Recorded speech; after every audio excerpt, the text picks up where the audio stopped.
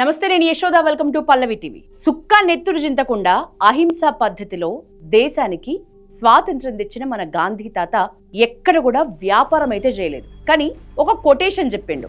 ఆ కొటేషన్ ఏంటంటే బిజినెస్ కి సంబంధించే చెప్పిండు.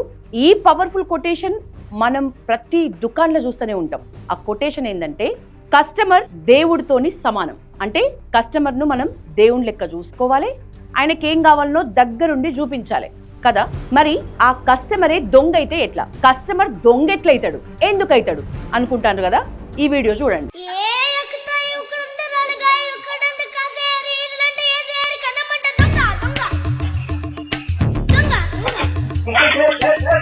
అయోధ్యల నగల దుకాణంలోకి బుర్కా వేసుకుని ఒక మహిళ వచ్చింది. ఆమె నక్లెస్ చూపించమన్నది.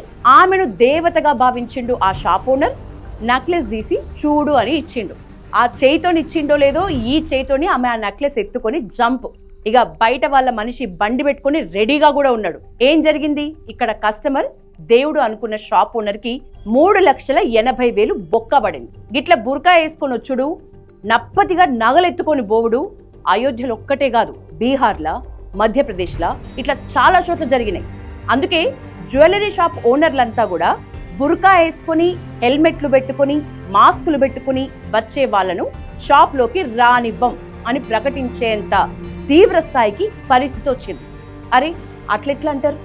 బుర్కా మా మత స్వేచ్ఛ, దాన్ని అవమానిస్తారా అంటూ కొందరు కారు కూతలు కూసిండ్రు, కూస్తాండ్రు. మత స్వేచ్ఛ మంచిదే ఉల్లా, మరి ఇట్లా మంది సొమ్మెత్తుకుపోడేంది? గిది కదా ముచ్చట.